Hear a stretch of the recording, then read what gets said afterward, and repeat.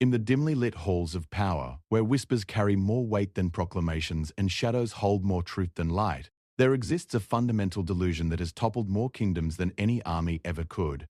It is the belief that salvation comes from without, that rescue arrives on white horses, that power can be gifted rather than seized. This delusion has been the death knell of countless would-be rulers, the fatal flaw that transforms lions into lambs, predators into prey. The great halls of history echo with the names of those who waited. They waited for circumstances to change, for allies to emerge, for enemies to weaken, for fortune to smile upon them. They waited, and in waiting they discovered the most brutal truth of power. No rescue is coming. The cavalry that never arrives, the reinforcements that never materialize, the stroke of luck that never manifests. These are not aberrations, but the natural order of a world governed by the iron laws of power. Consider the merchant prince of Renaissance Florence, born into modest circumstances but possessed of an intellect that burned like forge fire. He understood, perhaps earlier than most, that the comfortable lies of his upbringing, that hard work would be rewarded, that justice would prevail, that good men would recognize and elevate other good men, were precisely that. Lies. Comfortable, perhaps, but lies nonetheless. A world, he observed, was not governed by such pleasant fictions, but by the stark mathematics of power, influence, and will.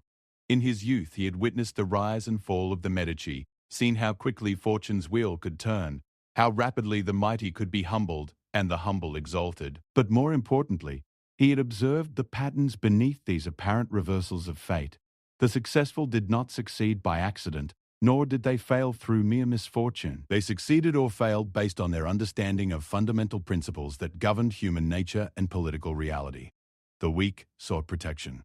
They formed alliances based on mutual vulnerability rather than mutual strength. They created elaborate systems of checks and balances designed not to empower, but to prevent any single entity from accumulating too much power. They believed, with touching naivety, that by making themselves indispensable to others, others would naturally protect them.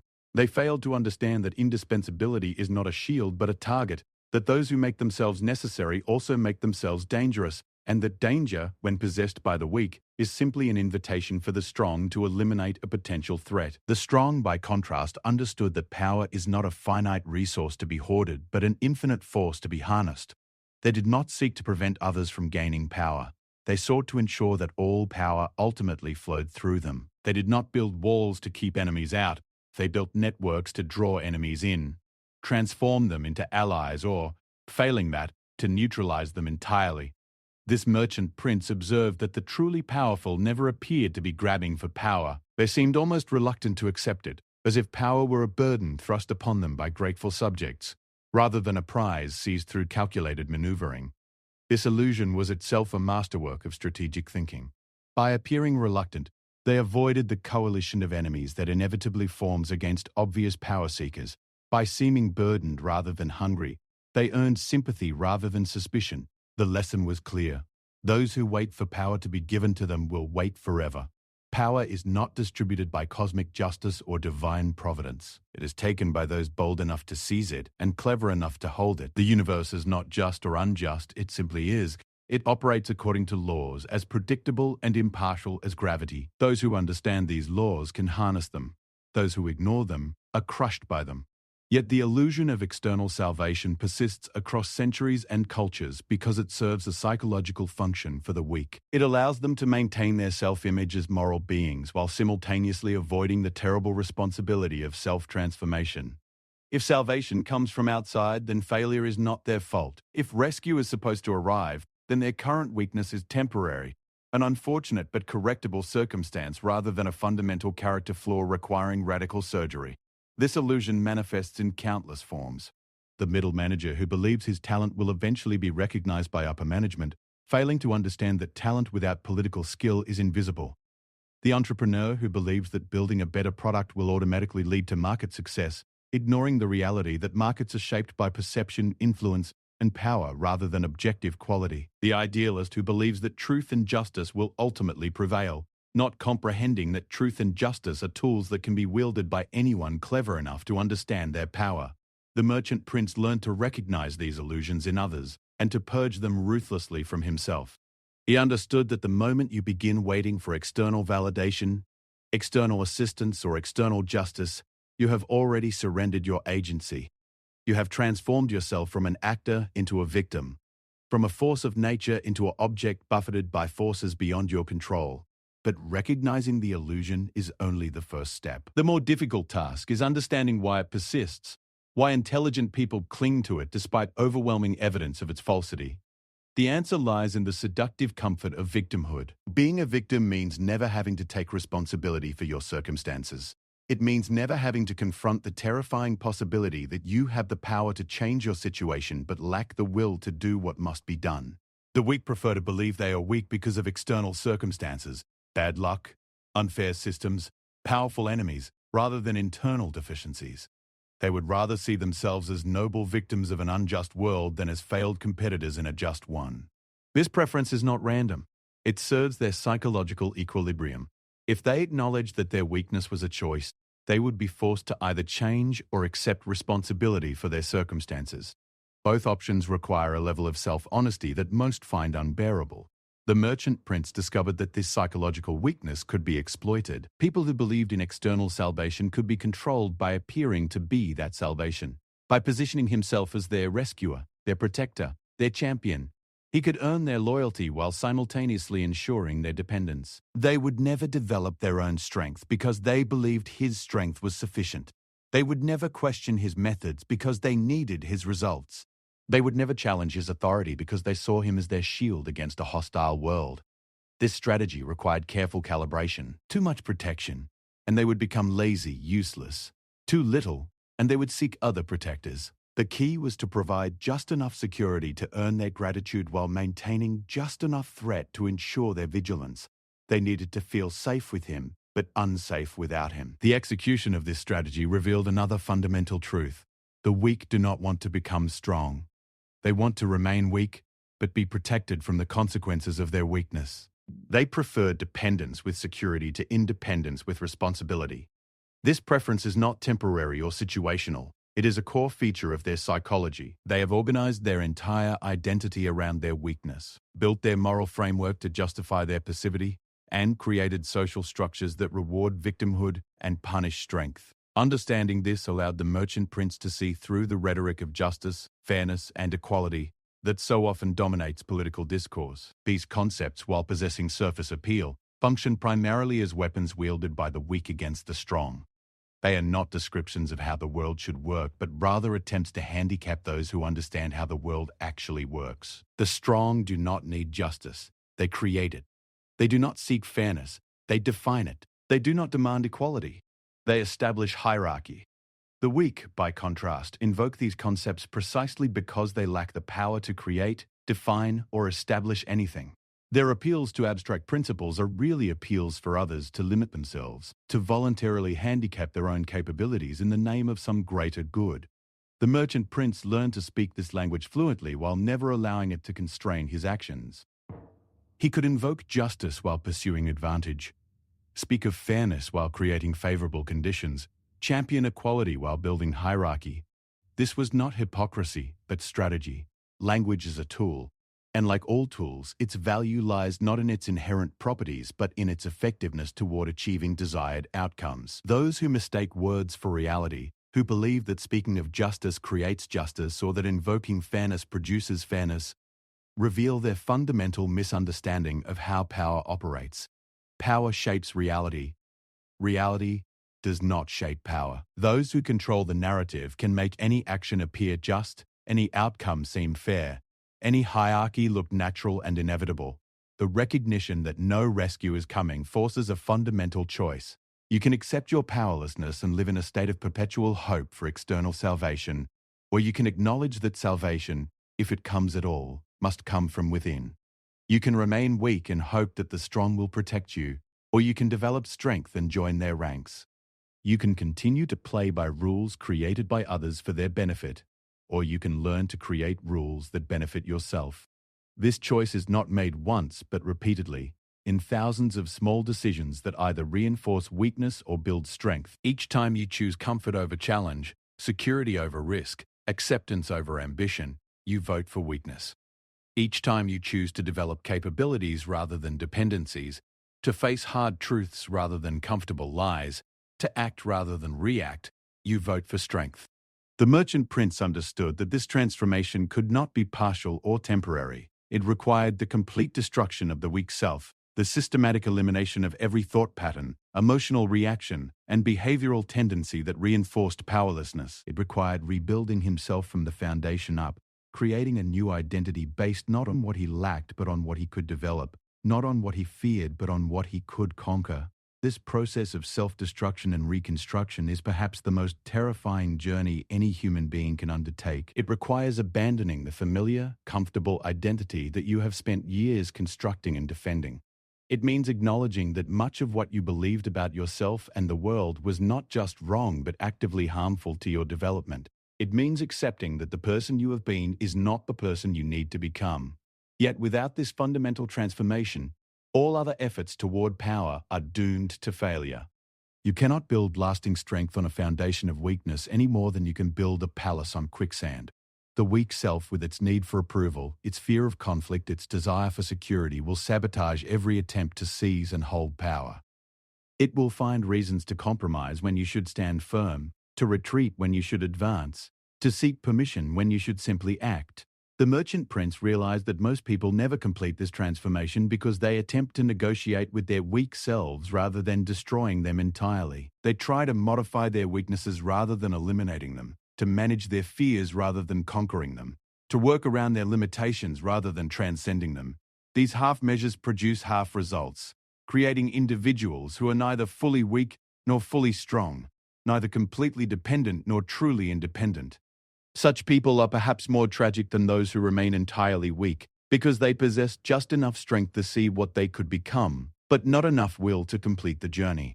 They live in a state of perpetual dissatisfaction, powerful enough to be dangerous to themselves, but not powerful enough to be truly dangerous to others. The path to absolute power begins with the recognition that no rescue is coming, that no external force will solve your problems or fulfill your ambitions. This recognition is simultaneously liberating and terrifying. Liberating because it frees you from the passive stance of waiting for salvation, terrifying because it places the entire burden of transformation squarely on your shoulders. From this recognition flows a series of implications that reshape everything about how you approach the world. If no rescue is coming, then you must become your own rescuer. If no one else will fight your battles, then you must develop the capability to win them yourself. If no external authority will grant you power, then you must learn to take it. This fundamental shift in perspective changes everything. Problems are no longer obstacles to endure, but challenges to overcome. Enemies are no longer threats to avoid, but opposition to defeat or convert. Circumstances are no longer fate to accept, but raw material to shape according to your will. The merchant prince discovered that once this transformation in perspective was complete, the world revealed itself to be far more malleable than he had previously imagined. What had appeared to be fixed realities were actually just the current arrangement of forces, subject to change by anyone with sufficient understanding and will. What had seemed like insurmountable obstacles were actually opportunities for those clever enough to see them differently. But this malleability came with a price. Once you understand that reality is shaped by power rather than governed by abstract principles, you can never again retreat into comfortable illusions about justice, fairness, or natural rights. You must accept that you live in a world where might does not automatically make right, but where right without might is meaningless. You must acknowledge that good intentions without effective execution are indistinguishable from no intentions at all. This knowledge isolates you from those who still believe in the comfortable lies of external salvation. You can no longer join in their complaints about unfairness or their hopes for divine intervention. You can no longer pretend that hard work automatically leads to success or that virtue is always rewarded. You must live with the burden of seeing the world as it actually is, rather than as people wish it were. Yet this isolation is not entirely without compensation. While you lose the comfort of shared illusions, you gain something infinitely more valuable: the power to shape reality rather than simply endure it. While others wait for the world to change, you change the world. While others hope for better circumstances, you create better circumstances. The merchant prince learned that this power comes not just from understanding the true nature of the world, but from understanding the true nature of human beings. People are not rational actors pursuing their objective self-interest. They are emotional creatures driven by fears, desires, and psychological needs that often contradict their stated goals and values. Understanding this allows you to predict and influence behavior in ways that appear almost supernatural to those still trapped in rational frameworks. You can see why people will act against their own interests, why they will cling to beliefs that harm them, why they will support leaders who exploit them. More importantly, you can design appeals, arguments, and incentive structures that account for these psychological realities rather than fighting against them. The weak believe that human nature is fundamentally good, and that people will naturally choose virtue over vice, cooperation over competition, long-term benefit over short-term pleasure. This belief leads them to design systems based on hope rather than understanding, creating structures that work in theory but fail in practice because they ignore the actual motivations that drive human behavior. The strong understand that human nature is neither good nor evil, but simply human. People respond to incentives, both conscious and unconscious.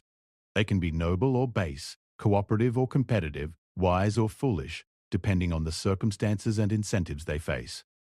Understanding this allows you to structure situations so that people's natural responses align with your objectives rather than conflict with them. This understanding extends beyond individual psychology to group dynamics. The Merchant Prince observed that groups are not simply collections of individuals, but entities with their own psychological patterns and vulnerabilities. A crowd can be made to feel emotions and believe ideas that no individual member would accept in private. An organization can develop a culture that persists even as its membership changes completely. A society can maintain beliefs and practices that contradict the experience and interests of virtually all its members. These group psychological phenomena create opportunities for those who understand them. By appealing to group identity rather than individual interest, you can motivate actions that individual rational calculation would reject. By manipulating group emotions, you can create consensus around ideas that careful analysis would expose as flawed. By shaping group narratives, you can influence how people interpret events and, consequently, how they respond to them. The recognition that no rescue is coming thus leads inevitably to a sophisticated understanding of power in all its forms: personal power, psychological power, social power, political power, economic power. These different forms of power are not separate phenomena, but different manifestations of the same underlying reality: the ability to shape outcomes according to your will, rather than accepting outcomes imposed by others. Personal power begins with self-mastery, the ability to control your own thoughts, emotions, and actions rather than being controlled by them. Without this foundation, all other forms of power are unstable because your enemies can defeat you simply by triggering your weaknesses, making you react emotionally rather than strategically. Psychological power involves understanding and influencing the mental and emotional states of others. This includes not just manipulation in the crude sense, but the more sophisticated ability to help others see reality in ways that align with your objectives while genuinely serving their interests as well. Social power emerges from your position in networks of relationships and your ability to influence how those networks function. This involves not just having connections, but understanding how to leverage those connections to create outcomes that serve your purposes while strengthening the network itself. Political power encompasses your ability to influence collective decisions and shape the rules by which groups operate. This requires understanding both formal structures of authority and informal dynamics of influence that often prove more important than official hierarchies. Economic power involves controlling resources and the systems that allocate resources. Money is important not just for what it can buy, but for the leverage it provides and the freedom it creates to pursue strategies that might not generate immediate returns. The Merchant Prince discovered that these different forms of power are synergistic. Strength in one area creates opportunities to develop strength in others. Personal power makes you more effective at building psychological influence.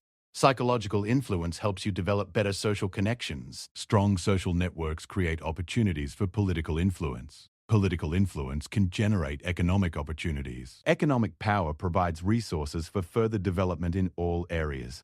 This synergistic effect means that the process of building power tends to accelerate over time. The first steps are often the most difficult because you must create something from nothing, build momentum without existing resources, gain credibility without a track record. But once you achieve initial success in any area, you can leverage that success to create success in other areas, building a self-reinforcing cycle of increasing capability and influence. However, this acceleration also creates vulnerability. As you become more powerful, you become a larger target for others seeking to advance their own positions. Success breeds imitators. Allies become competitors. and former friends may become enemies simply because your growing power threatens their relative position. Managing this dynamic requires constant vigilance and strategic thinking. You must grow your power while managing the threats that growth creates. You must build alliances while preparing for the possibility that those alliances will eventually dissolve. You must appear strong enough to deter challenges while not appearing so strong that you provoke coalitions against you. The merchant prince learned that this balancing act requires a sophisticated understanding of timing and positioning. There are moments when you should advance aggressively and moments when you should consolidate your gains. There are situations where you should appear weak to lull opponents into complacency, and situations where you must demonstrate strength to prevent challenges from emerging.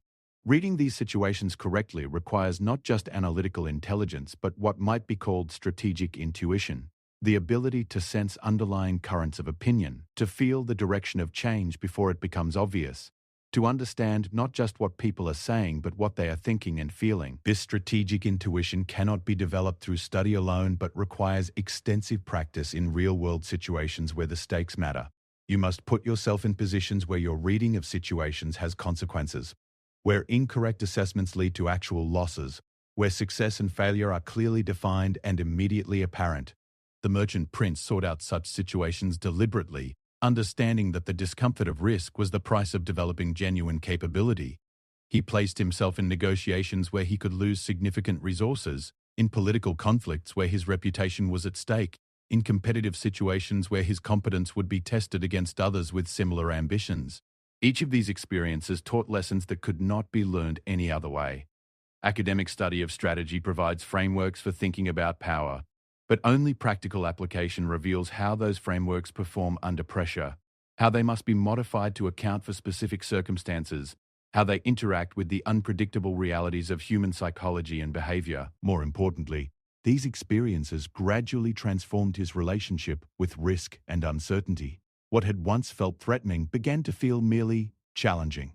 What had once created anxiety began to create excitement. What had once seemed like obstacles began to appear as opportunities for advancement. This transformation in emotional response is perhaps more important than any specific strategic knowledge because it enables you to think clearly in situations where others are paralyzed by fear or distorted by hope. While your competitors are reacting emotionally to developments, you can analyze them strategically. While they are making decisions based on what they wish were true, you can base your decisions on what actually is true. The development of this emotional mastery reveals why the destruction of the weak self is not optional but essential. The weak self reacts, the strong self chooses its responses. The weak self seeks to avoid pain. The strong self uses pain as information. The weak self wants guarantees. The strong self operates effectively despite uncertainty. As these transformations compound over time, they create something approaching a different type of consciousness. You begin to see patterns that others miss, to anticipate developments that surprise others, to remain calm in situations that create panic in most people. You develop what amounts to a different relationship with reality itself, one based on understanding and influence rather than hope and endurance. The merchant prince found that this altered consciousness came with both advantages and costs. The advantages included a remarkable ability to navigate complex situations, to identify opportunities others missed, to build and maintain influence across diverse groups and circumstances. The costs included a certain isolation from normal human concerns, a difficulty in relating to people still trapped in the illusions you have abandoned, a responsibility that can never be fully shared or delegated. Yet these costs seemed insignificant compared to the alternative. Having once tasted the experience of shaping reality according to your will, the prospect of returning to passive acceptance of circumstances becomes unthinkable. Having once felt the satisfaction of solving complex challenges through strategic thinking and disciplined execution, the comfort of simple pleasures loses much of its appeal. The recognition that no rescue is coming thus serves as more than just the beginning of strategic thinking.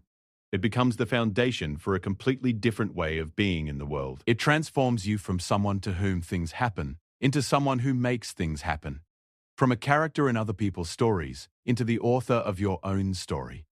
This transformation is irreversible. Once you understand that you have the power to shape your circumstances rather than simply endure them, you can never again be satisfied with powerlessness. Once you experience the difference between reacting to events and creating events, you can never again be content with a purely reactive existence. The merchant prince realized that this irreversibility was itself a source of power. Because he could never go back, he was forced to go forward. Because he had burned the bridges that led to comfortable weakness, he had no choice but to build bridges toward uncomfortable strength. Because he had made powerlessness unbearable, he was motivated to develop power by any means necessary. This motivation, born of necessity rather than mere ambition, proved more reliable and sustainable than motivations based on external rewards or recognition. When your circumstances make weakness unbearable, you will find ways to develop strength that would be impossible if weakness remained a viable option. The implications of this insight extend far beyond individual development to the broader question of how power operates in human societies. Those who understand that they cannot rely on external rescue develop capabilities that those who believe rescue is coming never develop. This creates a permanent divide between those who shape events and those who are shaped by them, between those who create conditions and those who adapt to conditions. This divide tends to perpetuate itself across generations because the strong transmit not just resources but perspectives to their descendants, while the weak transmit not just poverty but victimhood. Children raised by parents who understand power learn to see opportunities where other children see only obstacles. They develop confidence in their ability to influence outcomes that other children never achieve. The merchant prince observed that this transmission of strategic thinking across generations was perhaps more valuable than the transmission of wealth. Wealthy families that lost the strategic thinking that created their wealth inevitably lost the wealth itself, often within a few generations. Poor families that developed strategic thinking could create wealth even starting from nothing. As he himself had demonstrated, this observation suggested that the most profound form of power was not the accumulation of resources, but the development of the thinking patterns that enabled resource accumulation.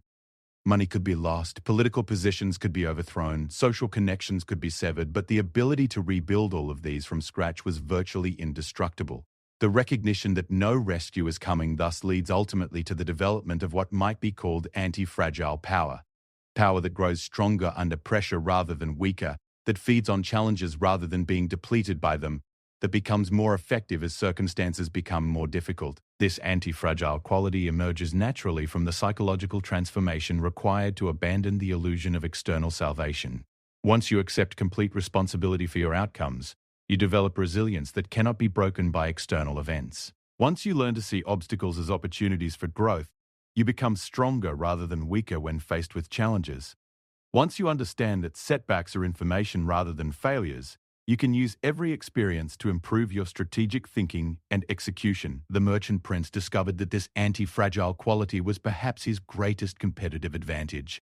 While his competitors were weakened by unexpected developments, he was strengthened by them. While they sought to avoid uncertainty, he learned to profit from it.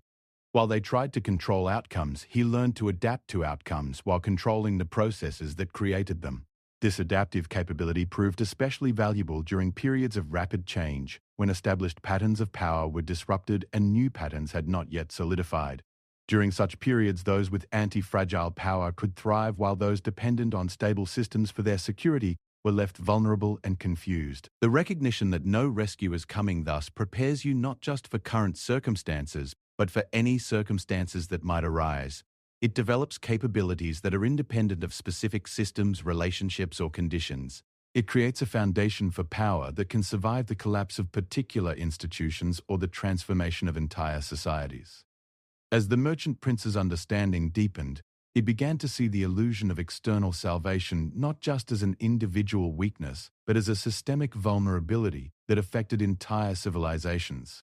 Societies that became dependent on external rescue, whether from other nations, from divine intervention, or from technological solutions, gradually lost the capabilities needed to rescue themselves.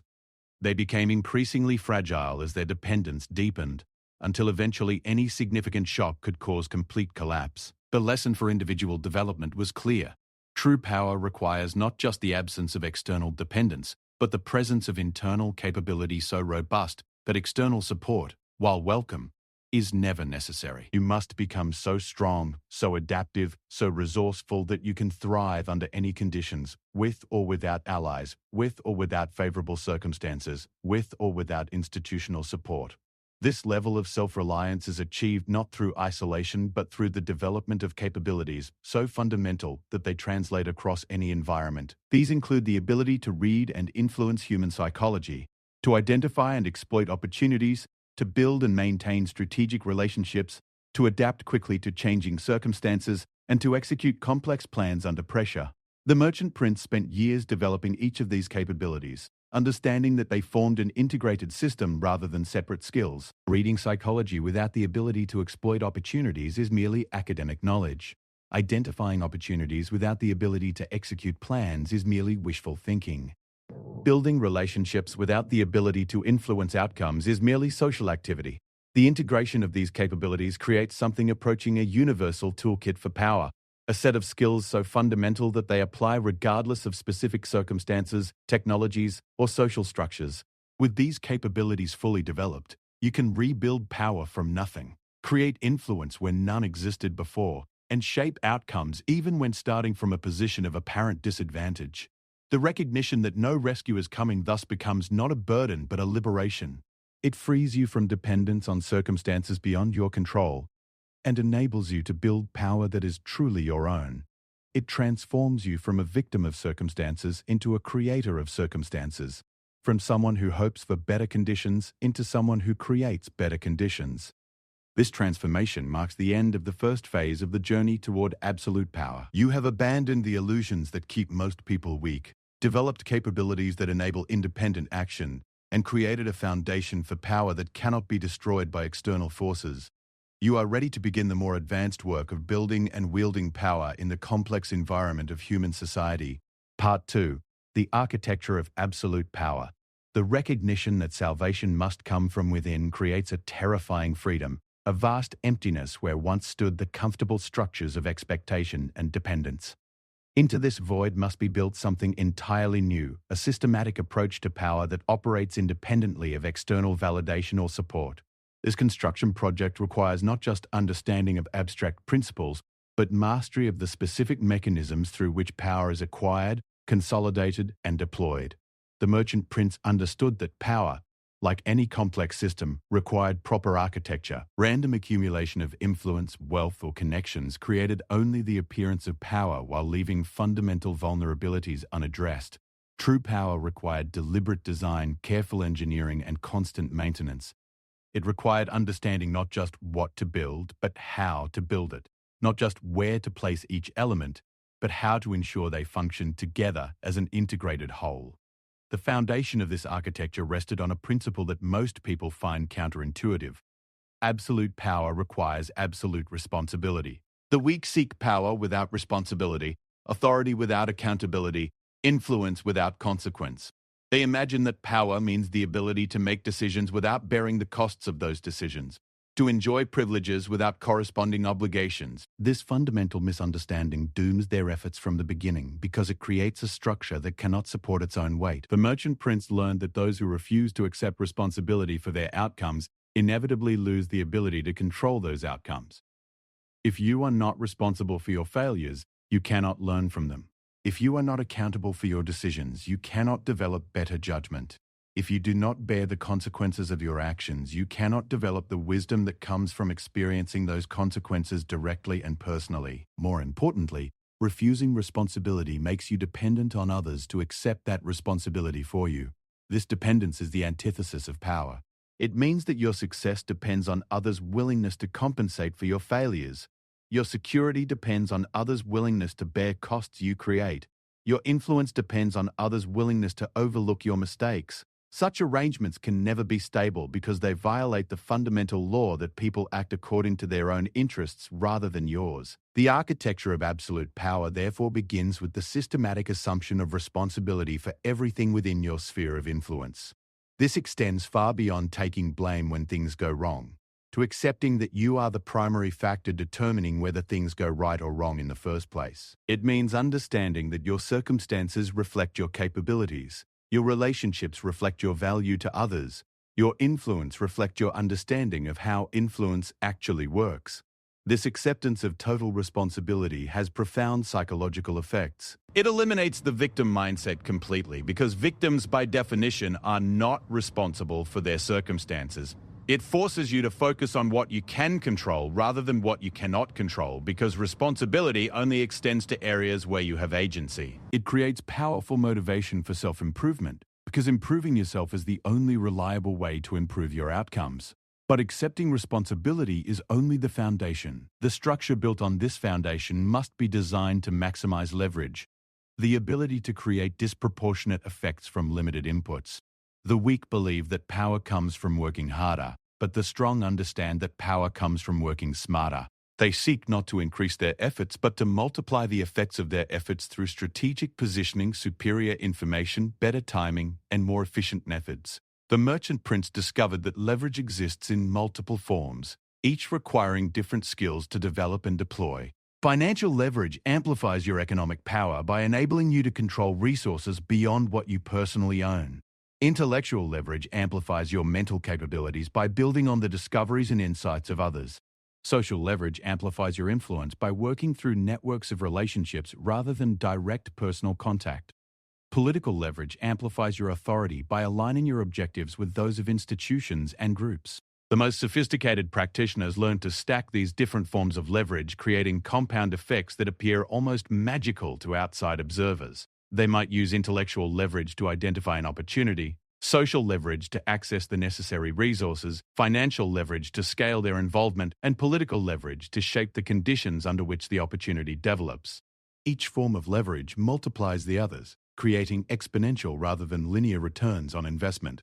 Developing this multi-layered leverage requires systematic development of what the merchant prince termed force multipliers, capabilities that increase the effectiveness of everything else you do. These include the ability to identify and recruit exceptional people, to design systems that function independently of your direct involvement, to create incentive structures that align others' interests with your objectives, and to build reputation and credibility that open doors and create opportunities. The recruitment of exceptional people deserves particular attention because it represents perhaps the most powerful force multiplier available. One person with extraordinary capabilities in a crucial area can multiply your effectiveness far more than a dozen people with ordinary capabilities. But recruiting such people requires understanding what motivates them, what challenges them, what they need to perform at their highest level. The merchant prince learned that exceptional people are not primarily motivated by money, but they expect to be compensated appropriately.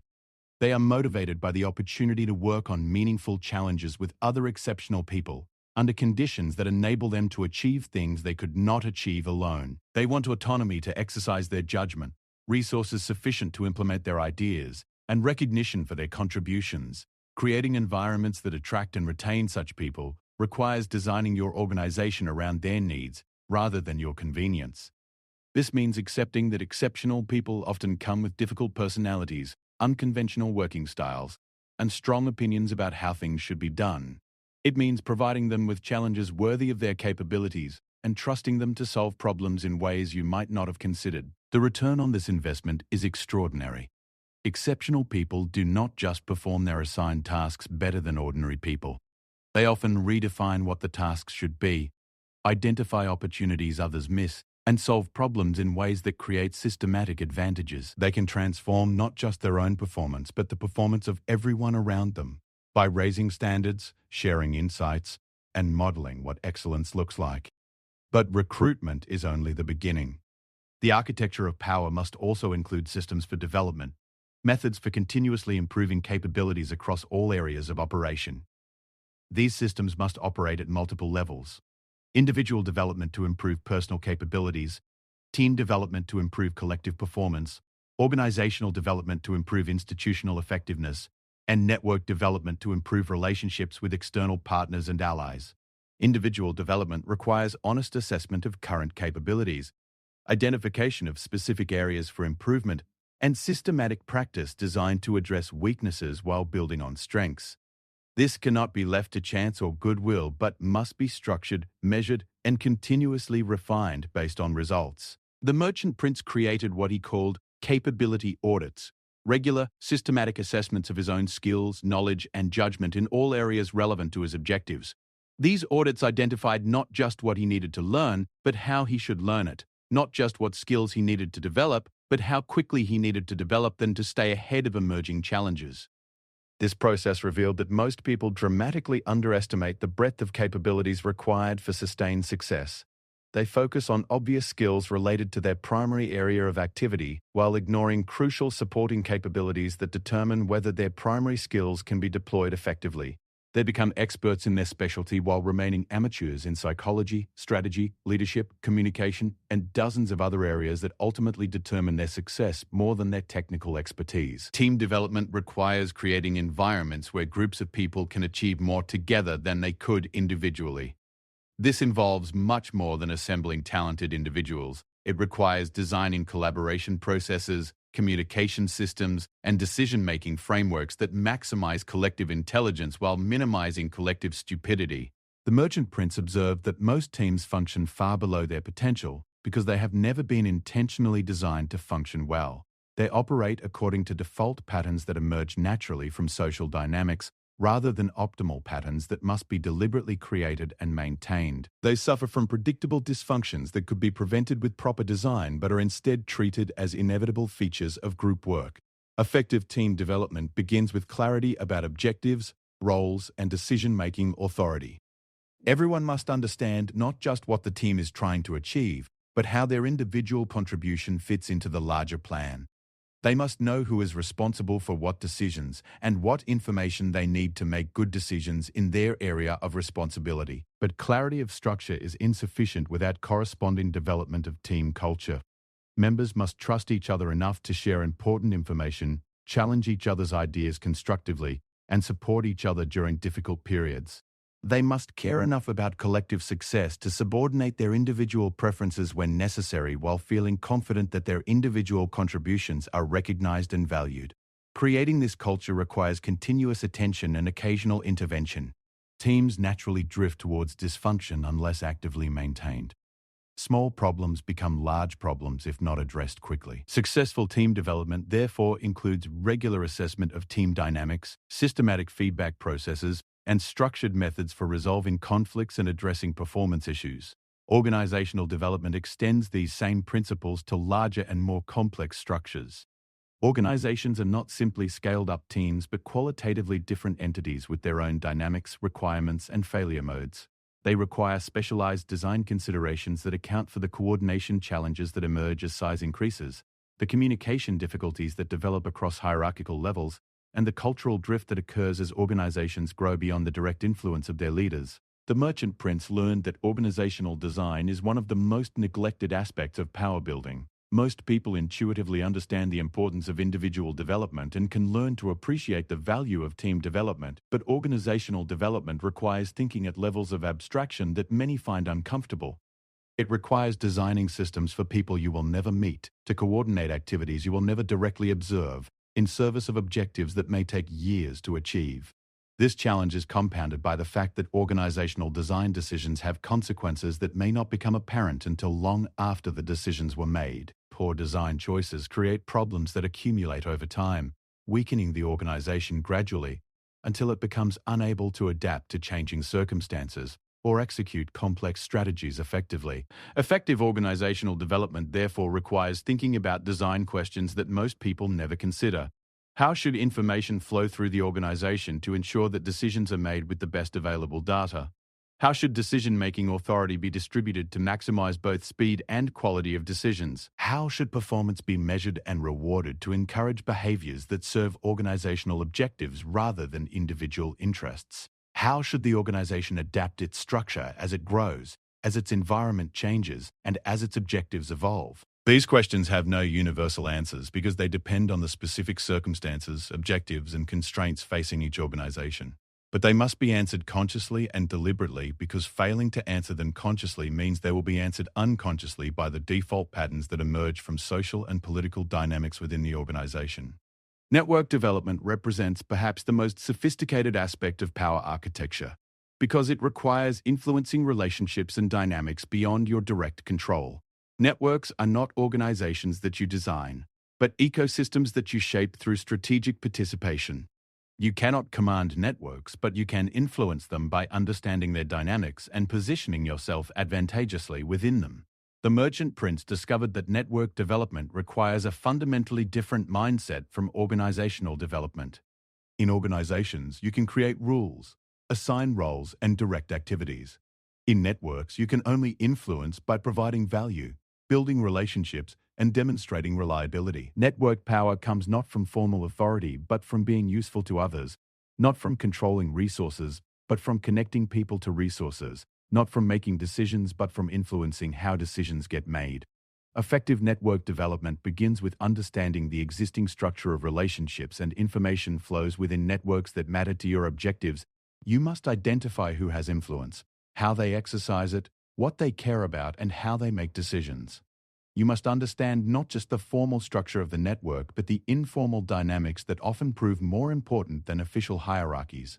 This understanding enables you to position yourself strategically within the network. Rather than trying to accumulate connections randomly, you focus on building relationships that provide access to information, resources, and influence that you cannot develop independently. You seek to become useful to people who are useful to you, creating mutually beneficial relationships that strengthen over time. The most sophisticated network developers learn to create value for the network itself, rather than just extracting value from it. They become what network theorists call superconnectors, people who create value by facilitating connections between others, sharing useful information, and helping solve problems that benefit multiple network members. This positioning makes them increasingly central to network operations, while simultaneously making them more valuable to other network members. The integration of individual, team, organizational, and network development creates what the merchant prince terms systemic capability, the ability to operate effectively across multiple levels of social organization. This capability is essential for absolute power, because power in complex societies requires influence at all these levels simultaneously. You must be personally capable enough to make good decisions under pressure, socially skilled enough to build and maintain important relationships, organizationally sophisticated enough to design and operate effective institutions, and strategically positioned enough to influence networks that shape broader conditions. Weakness at any level limits your effectiveness at all other levels. But even perfect development across all these levels is insufficient without the strategic intelligence to deploy these capabilities effectively. The merchant prince learned that power without strategy is merely potential, while strategy without power is merely wishful thinking. The two must be developed together, each informing and strengthening the other. Strategic intelligence begins with accurate assessment of your situation, your current capabilities, resources, and position relative to others with similar objectives. This assessment must be brutally honest, because self-deception in strategic thinking is not just useless but actively harmful. Strategies based on inaccurate premises inevitably fail, often in ways that leave you worse off than when you started. The merchant prince developed systematic methods for maintaining strategic clarity despite the psychological pressures that encourage self-deception. He sought input from advisors who were incentivized to provide accurate rather than flattering information. He created metrics that measured real performance rather than comfortable illusions. He regularly tested his strategic assumptions against external reality, rather than simply assuming they remained valid. This commitment to strategic honesty revealed that most strategic failures come not from poor execution, but from poor premises. People often implement flawed strategies very effectively, achieving exactly what they planned while failing to achieve what they actually wanted. They succeed at tactics while failing at strategy, winning battles while losing wars, optimizing for metrics that do not matter while ignoring results that do matter. Accurate situation assessment leads naturally to identification of strategic objectives, not just what you want to achieve, but what you need to achieve to maintain and expand your power over time. These objectives must be specific enough to guide decision-making, but flexible enough to adapt as circumstances change. They must be ambitious enough to justify the costs of pursuing power, but realistic enough to be actually achievable with available resources and capabilities. The merchant prince learned to think about strategic objectives at multiple time horizons simultaneously. Immediate objectives focus on problems that must be solved and opportunities that must be captured in the near term. Intermediate objectives focus on positioning and capability development that will create advantages over the medium term. Long-term objectives focus on shaping conditions and relationships that will determine your environment far into the future. These different time horizons require different approaches and often involve trade-offs that must be carefully managed. Actions that serve immediate objectives may conflict with intermediate objectives.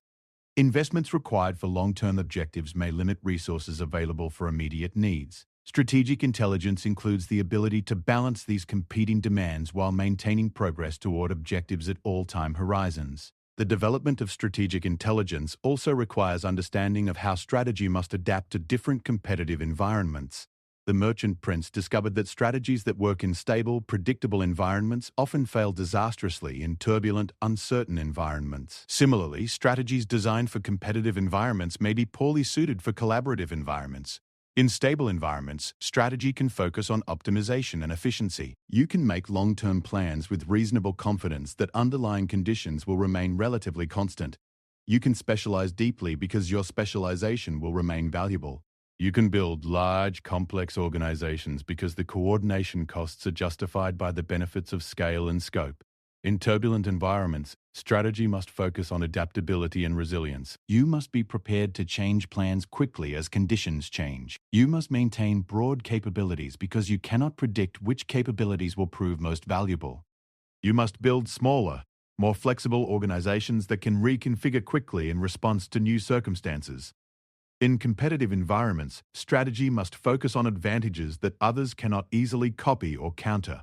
You must identify sources of sustainable competitive advantage and invest systematically in developing and protecting those advantages.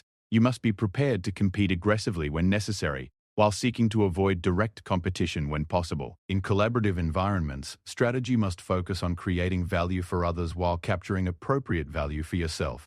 You must understand what others need and how you can provide it more effectively than alternative sources. You must build reputation for reliability and fair dealing that encourages others to work with you rather than against you. The most sophisticated strategic thinking recognizes that these different environments often exist simultaneously in different areas of your activity. You may face intense competition in one market while enjoying collaborative relationships in another. You may operate in stable conditions in some areas while dealing with turbulence in others. Effective strategy requires adapting your approach to the specific characteristics of each environment while maintaining coherence across your overall activities. This complexity is compounded by the fact that your strategic choices influence which type of environment you face. Aggressive competitive strategies can transform collaborative environments into competitive ones. Collaborative approaches can sometimes transform competitive environments into collaborative ones. Understanding these dynamics enables you to shape your environment rather than simply responding to it. The merchant prince realized that this ability to shape environments represents one of the highest forms of strategic sophistication. Rather than simply adapting to conditions, you learn to create conditions that favor your approach. Rather than simply responding to competitive pressures, you learn to structure competition in ways that favor your strengths. Rather than simply accepting the rules of the game, you learn to influence how the rules develop and change over time. This environmental shaping capability requires understanding of what might be called meta-strategy, strategy about strategy itself. You must understand not just how to compete within existing rules, but how rules change. Not just how to adapt to existing conditions, but how conditions develop. Not just how to succeed in current environments, but how environments evolve. Meta-strategic thinking reveals that many apparent competitive disadvantages are actually opportunities to change the game entirely. Rather than accepting unfavorable conditions, you can sometimes create new conditions that favor your approach. Rather than competing in arenas where others have advantages, you can sometimes create new arenas where your capabilities provide advantages. The development of this meta-strategic capability requires systematic study of how systems change over time. You must understand the forces that drive change in political systems, economic systems, technological systems, and social systems.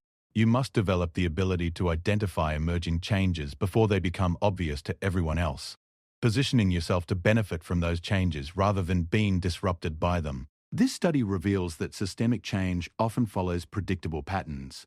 Though the specific timing and details remain uncertain, technologies mature in predictable ways, though breakthrough innovations can accelerate or redirect that maturation. Political systems cycle through predictable phases, though external pressures can trigger transitions earlier or later than historical patterns would suggest.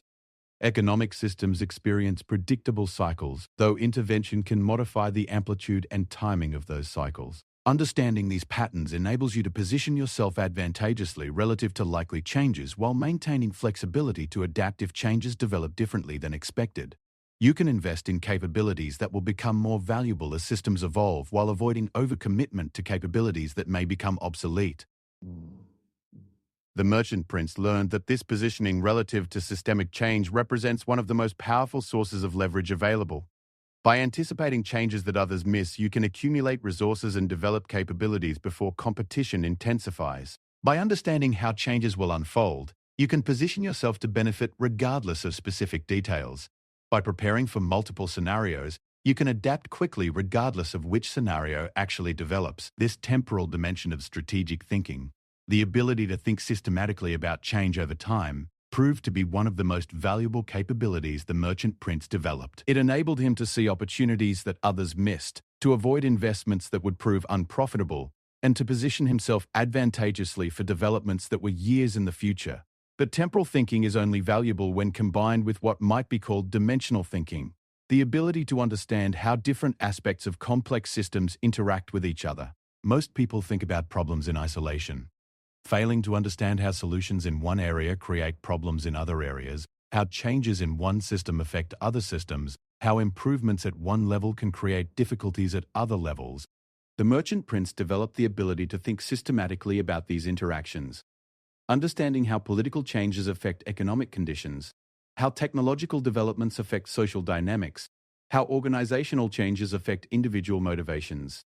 This multidimensional thinking enabled him to identify opportunities and threats that others missed because they were thinking about each dimension separately rather than understanding how the dimensions interacted. For example, he recognized that technological changes that improved productivity might also create political pressure for redistribution, requiring strategies that accounted for both the economic opportunities and the political risks. He understood that organizational changes that improved efficiency might also reduce employees' satisfaction, requiring management approaches that balanced operational and cultural considerations.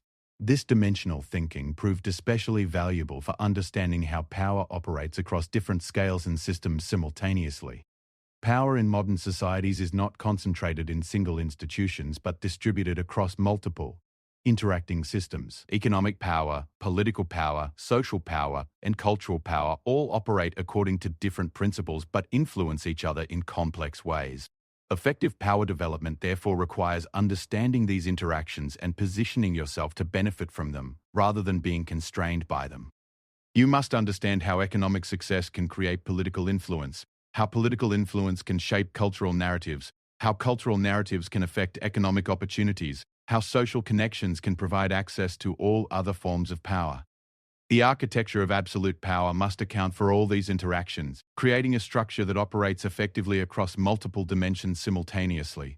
This requires not just personal development but systematic development of capabilities, relationships, and positioning across all dimensions of power. The merchant prince realized that this multi-dimensional requirement made absolute power more complex to achieve than most people imagined, but also more stable once achieved. Power based on single dimensions, whether economic, political, or social, remained vulnerable to changes in those specific dimensions. But power based on understanding and influence across multiple dimensions became increasingly stable as it developed, because disruption in any single area could be compensated by strength in other areas. This stability through diversification applies not just to types of power but to sources of power within each type. Economic power based solely on one industry or one revenue source remains vulnerable to changes in that industry or disruptions to that revenue source. Political power based solely on one institution or one relationship remains vulnerable to changes in that institution or relationship. Social power based solely on one network or one reputation remains vulnerable to changes in that network or reputation. The architecture of absolute power therefore requires systematic diversification across all dimensions, creating what the merchant prince termed robust redundancy, multiple sources of power within each dimension, multiple dimensions of power supporting each objective, multiple pathways to achieve each objective. This redundancy provides security against unexpected developments while creating multiple opportunities for advancement. But redundancy alone is insufficient without integration.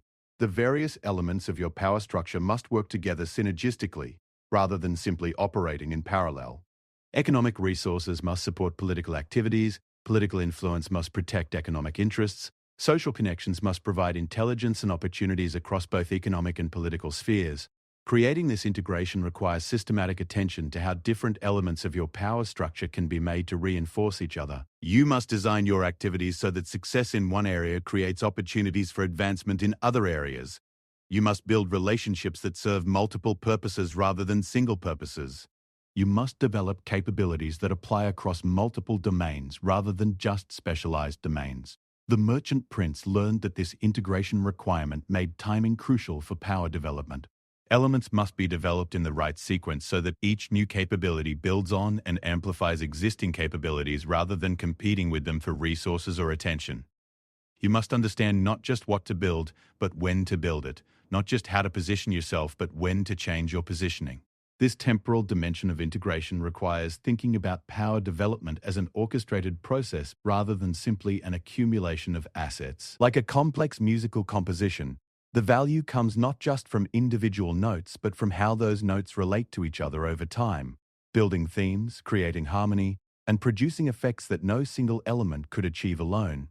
The merchant prince spent years learning to orchestrate his power development, understanding that premature advancement could be as harmful as insufficient advancement. Building certain capabilities before you were ready to protect them could expose you to attacks from competitors.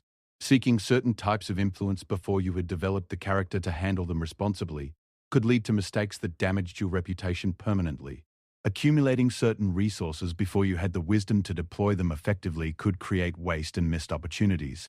The proper sequencing of power development therefore requires not just strategic intelligence, but what might be called developmental wisdom, understanding of how capabilities, character, and circumstances must evolve together to support sustainable advancement. This wisdom cannot be learned from books alone, but must be developed through experience, reflection, and careful attention to the results of your choices over time. As this developmental process matures, it creates what the merchant prince recognized as the defining characteristic of absolute power, the ability to shape reality according to your will while accepting complete responsibility for the consequences of that shaping. This combination of capability and responsibility creates a form of power that is both unlimited in potential and constrained by wisdom, power that grows stronger rather than more dangerous as it increases, because it is held by someone who understands the true nature and requirements of power itself. Part 3. The Paradox of Invulnerability. The journey toward absolute power reveals a profound paradox at its culmination. The moment you become truly powerful is the moment you must become completely vulnerable. This contradiction appears to violate everything learned during the ascent to power. Yet resolving it successfully transforms you from merely powerful into genuinely invulnerable. The merchant prince discovered that this paradox represented not a flaw in the architecture of power, but its most sophisticated design feature. Throughout the development of capabilities, the elimination of dependencies, and the construction of redundant power systems, the natural tendency is toward increasing invulnerability through increasing control. You learn to minimize risks, reduce uncertainties, and create buffers against unexpected developments.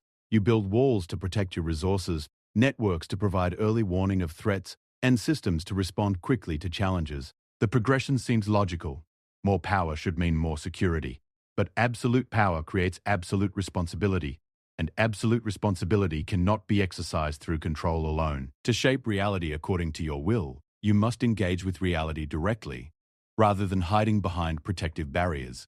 To influence others authentically, you must allow them to influence you in return. To build trust at the scale required for systemic change, you must demonstrate trustworthiness through genuine vulnerability rather than apparent strength. The merchant prince learned this lesson through a series of experiences that initially seemed like failures but gradually revealed themselves as necessary education. Each time he achieved a new level of power, he discovered that the methods that had brought him to that level were insufficient for the challenges he faced there. Techniques that worked perfectly for accumulating power proved counterproductive for exercising power wisely. Strategies that protected him during his rise began to isolate him once he achieved prominence. The first manifestation of this paradox appeared in his relationships with subordinates. The more powerful he became, the more important it became to receive accurate information about conditions, opportunities, and threats. But the more powerful he became, the more reluctant people became to provide information that might displease him. His success in establishing his authority created incentives for others to tell him what they thought he wanted to hear, rather than what he needed to know. This dynamic operates according to principles that seem almost designed to corrupt the powerful. The higher your position, the more filtered your information becomes. The more successful you appear, the more people want to associate with that success rather than risk contradicting it. The more confident you seem, the more confident others assume you want to be told you should feel. The very aura of power that protects you from external challenges begins to insulate you from the feedback necessary to maintain good judgment. Breaking through this insulation requires deliberate vulnerability. You must create conditions where people can provide honest feedback without risking punishment, where disagreement is rewarded rather than discouraged, where bringing bad news is treated as valuable service rather than unwelcome interruption. This requires not just changing policies, but demonstrating through your responses that you genuinely value accuracy over comfort, truth over flattery, useful criticism over pleasant agreement. The merchant prince learned that this demonstration could not be purely intellectual or procedural. People read emotional responses more accurately than stated policies. If you claim to welcome criticism but respond defensively when it is provided, people learn to avoid providing it, regardless of what you say you want. If you say you want honest feedback but punish those who provide feedback you dislike, people learn to provide only feedback they believe you will like, regardless of its accuracy. Creating genuine openness therefore requires genuine vulnerability, the willingness to be changed by information you receive, to admit mistakes when they are identified, to alter course when evidence suggests you are heading in the wrong direction. This vulnerability feels dangerous because it means accepting that others can influence you, that your judgment might be wrong, that your current approach might be suboptimal. But this vulnerability, properly managed, becomes a source of strength rather than weakness. Leaders who can acknowledge mistakes without losing authority, incorporate criticism without appearing weak, and change direction without seeming indecisive, develop a different kind of credibility based on wisdom rather than infallibility, on good judgment rather than perfect judgment. The merchant prince discovered that this credibility proved far more valuable than the appearance of invulnerability he had worked so hard to create. People who might challenge or undermine a leader who claimed to be always right would support and protect a leader who demonstrated the wisdom to be wrong gracefully. Subordinates who might hide problems from a leader who punished bad news would proactively seek solutions with a leader who treated problems as opportunities for improvement. This dynamic extends beyond relationships with subordinates to relationships with peers and even competitors. The most sophisticated forms of power require cooperation from people who have no obligation to cooperate, influence over people who cannot be commanded, respect from people who could be enemies. Achieving this requires demonstrating qualities that inspire voluntary cooperation rather than demanding forced compliance. Voluntary cooperation cannot be sustained through displays of strength alone, because strength by itself creates fear rather than trust. People may comply with someone they fear, but they will not go beyond compliance to provide the creativity, initiative, and dedication that complex objectives require. They will do what they must rather than what they could, follow instructions rather than anticipating needs, avoid mistakes rather than taking productive risks. The merchant prince realized that inspiring the higher levels of performance required for truly ambitious objectives meant demonstrating not just capability but character, the wisdom to use power responsibly, the integrity to honor commitments even when circumstances change, the judgment to balance competing interests fairly. These qualities cannot be demonstrated through words alone but require actions that involve genuine stakes, real consequences, and authentic vulnerability. For example, demonstrating integrity requires situations where you could benefit from breaking commitments but choose to honor them anyway, where you could exploit others' weakness but choose to treat them fairly instead, where you could use inside information for personal advantage but choose to respect confidentiality instead. These demonstrations require real sacrifice, actual cost, genuine vulnerability to the possibility that your integrity will be exploited by others. Similarly, demonstrating good judgment requires situations where your decisions have significant consequences, where mistakes would be costly, where others are watching to see how you handle pressure and uncertainty. This requires accepting responsibilities where failure is possible, making commitments that others can verify, and operating in environments where your performance can be observed and evaluated objectively. The merchant prince learned that these demonstrations of character under pressure were not optional extras for those seeking absolute power, but fundamental requirements. Power without demonstrated character is always unstable because it depends entirely on continued strength rather than earned trust. When circumstances change, when resources become scarce, when challenges multiply, character-based power grows stronger, while strength-based power grows weaker. This principle operates at every scale, from individual relationships to international politics. Countries with strong institutions and demonstrated commitment to their principles can maintain influence even during periods of relative weakness because other countries trust their intentions and reliability. Countries that rely primarily on economic or military strength find their influence fluctuating with their strength because other countries have no basis for trust beyond immediate calculations of advantage. The same pattern applies to organizations, leaders, and individuals. Those who build influence based primarily on their current capabilities find that influence constrained by those capabilities. When their capabilities diminish or others' capabilities grow, their influence diminishes accordingly.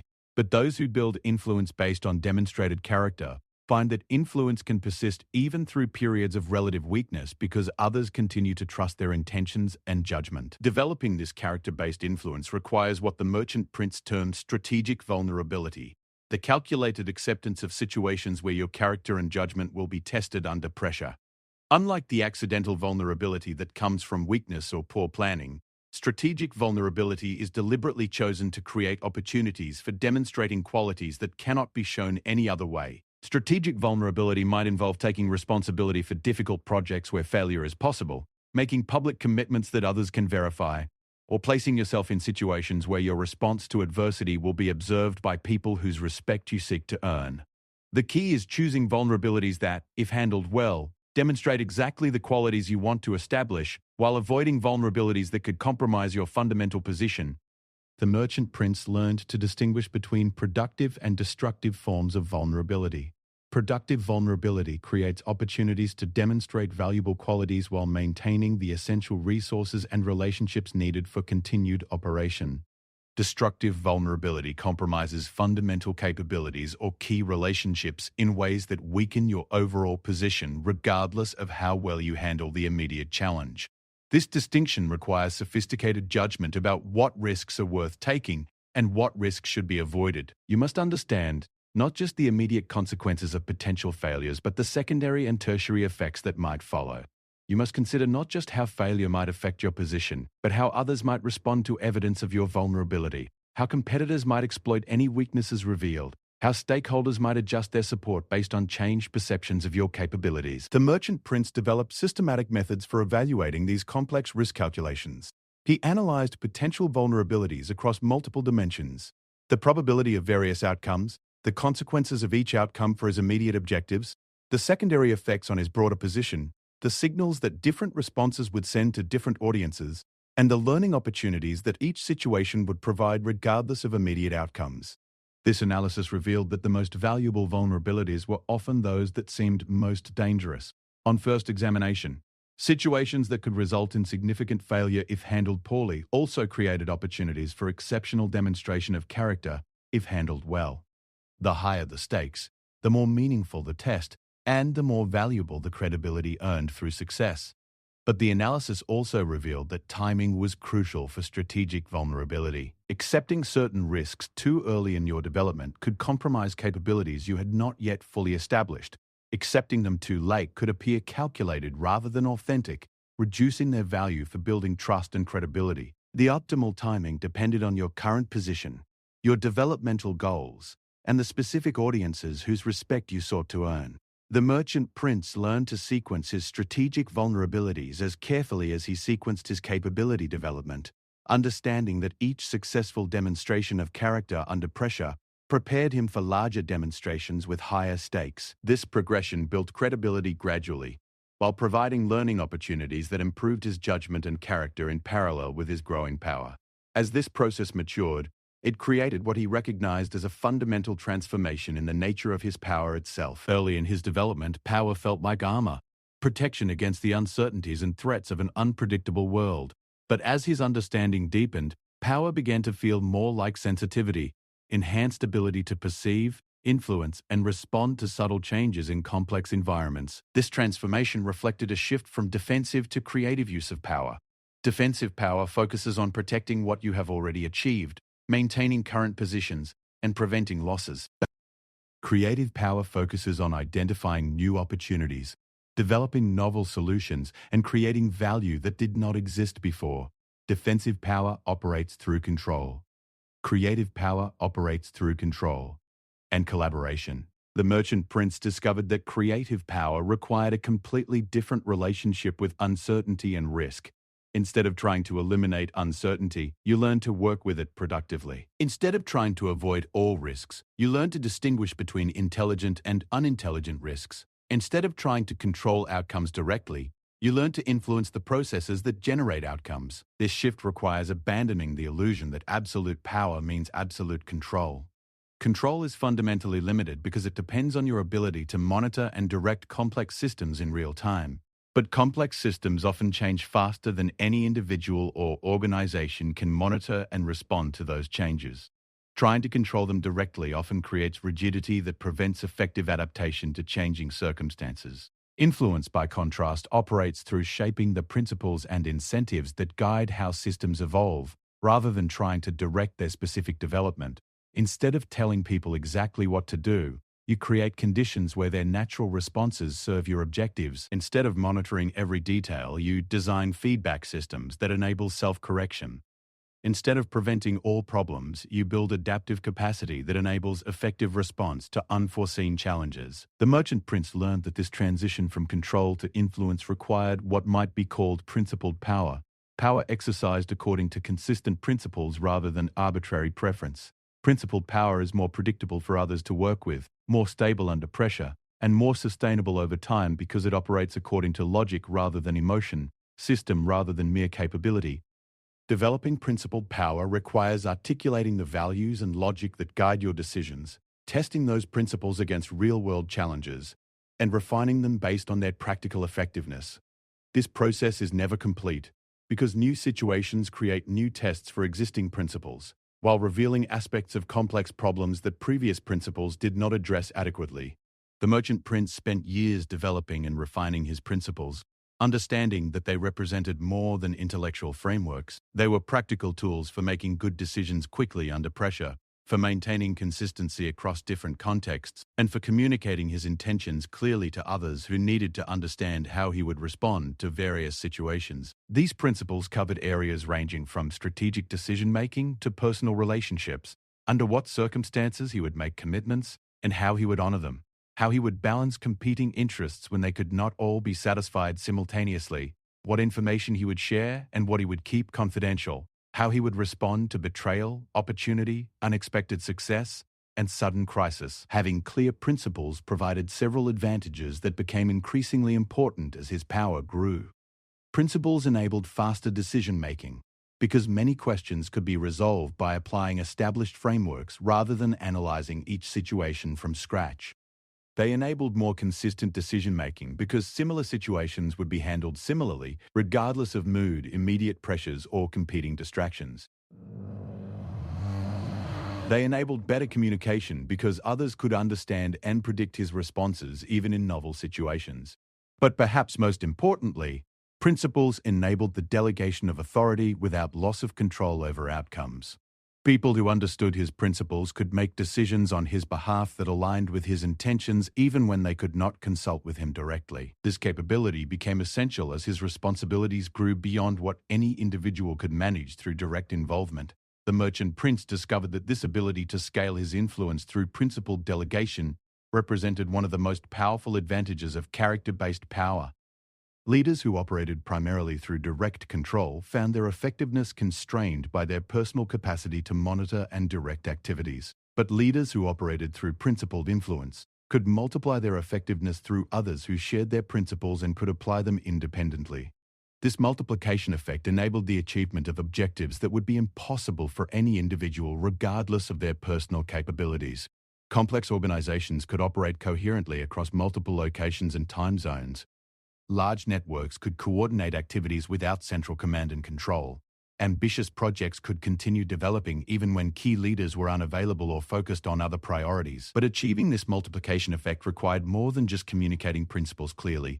It required creating systems for developing shared understanding of how those principles applied in specific contexts, for identifying and correcting misapplications, and for evolving principles as circumstances changed and new challenges emerged. The merchant prince learned that this system-building aspect of principled power required its own form of strategic vulnerability. You must trust others to interpret and apply your principles in situations where their mistakes could affect your reputation and objectives. You must accept that delegation always involves some loss of direct control in exchange for expanded capability and reach. You must be willing to learn from how others apply your principles because they often discover implications and applications that you had not considered. This advanced form of vulnerability, trusting others with authority to act on your behalf according to shared principles, represented perhaps the highest test of character-based power. It required confidence in your principles, wisdom in your selection and development of people, and judgment about which decisions could be delegated and which required your direct involvement. The merchant prince found that mastering this advanced vulnerability created a completely different relationship with power itself. Instead of feeling isolated by his authority, he felt connected to others through shared purpose and principles. Instead of feeling burdened by responsibility, he felt energized by the possibility of achieving objectives that would be impossible alone. Instead of feeling threatened by others' capabilities, he felt strengthened by their contribution to shared endeavors. This transformation resolved the apparent paradox between power and vulnerability by revealing it to be based on a false premise. The paradox assumes that vulnerability weakens your position while power strengthens it, but this assumption only holds for primitive forms of power based on dominance and control. Advanced forms of power based on influence and collaboration actually require vulnerability to function effectively. In dominance-based power, vulnerability is weakness because it provides opportunities for others to exploit or replace you. But in collaboration-based power, vulnerability is strength because it enables the trust and authentic relationship required for others to contribute their full capabilities to shared objectives. The vulnerability is real. You genuinely depend on others and could be harmed if they betray that dependence. But it is also reciprocal because others depend on you as much as you depend on them. This reciprocal dependence creates what the merchant prince recognized as true invulnerability, a position so integral to the success of others that attacking you would harm attackers more than it would harm you. Unlike defensive invulnerability based on strength and protection, collaborative invulnerability is based on mutual benefit and shared success. The merchant prince observed this dynamic operating at every scale, from personal relationships to international politics. Individuals whose success enables the success of others develop networks of people with strong incentives to protect and support them. Organizations that create value for their stakeholders develop stakeholder loyalty that protects them during difficult periods. Countries that contribute to global prosperity and stability develop international support that helps them maintain their position even during domestic challenges. Building this collaborative invulnerability requires systematically creating situations where your success enables others' success, where your capabilities complement others' capabilities, where your principles align with others' interests. This is more complex than simple transaction or exchange because it requires understanding what others truly need rather than just what they say they want, designing solutions that create lasting value rather than just immediate satisfaction, and building relationships that strengthen over time rather than diminishing as initial benefits are consumed. The merchant prince learned that this type of value creation often required thinking beyond immediate exchanges to understand how your actions affected entire systems over time. Creating lasting value for others often meant helping them develop capabilities they could not develop alone, connecting them to opportunities they could not access independently, or solving problems they could not solve with their existing resources and knowledge. This systemic thinking revealed opportunities for creating value that were invisible when thinking only about bilateral relationships or immediate transactions. By understanding how different people and organizations related to each other, he could identify ways to create benefits for multiple parties simultaneously, while positioning himself as essential to the overall system's function. For example, he might identify situations where two organizations needed similar capabilities that neither could develop cost-effectively alone, but that he could help them develop through shared investment and collaboration. He might recognize opportunities to connect people whose different expertise could create innovations that none could achieve independently. He might design solutions to problems affecting multiple stakeholders that created benefits for all, while establishing his role as an essential coordinator and facilitator. These systemic interventions often produced results far exceeding what could be achieved through simple accumulation of individual relationships or resources. By creating value at the system level, he could generate benefits for himself that were proportional to the total value created rather than just his individual contribution. By becoming essential to system-level functions, he could develop influence over multiple participants that was more stable and extensive than influence based on bilateral relationships alone. The merchant prince realized that this systemic approach represented the ultimate expression of strategic thinking, The ability to identify and create positive-sum situations where everyone benefits but where you benefit proportionately more because of your central role in making the benefits possible. This required understanding complex systems well enough to identify leverage points where relatively small interventions could create large beneficial changes. Finding these leverage points required combining several different types of knowledge: technical understanding of how specific systems functioned, social understanding of how different stakeholders related to each other, economic understanding of how value flowed through the system, and political understanding of how decisions got made and implemented. This multidimensional knowledge enabled identification of interventions that would be both technically feasible and politically acceptable while creating economic value for multiple stakeholders. The merchant prince spent years developing this multidimensional understanding, recognizing that it represented perhaps the most sophisticated form of intelligence required for absolute power. Unlike specialized expertise in particular domains, systemic intelligence enabled understanding of how different domains related to each other and how changes in one area would affect conditions in other areas. This intelligence proved especially valuable for understanding how power itself operated across different systems and scales. Political power, economic power, social power, and cultural power all functioned according to different principles but influenced each other in complex ways.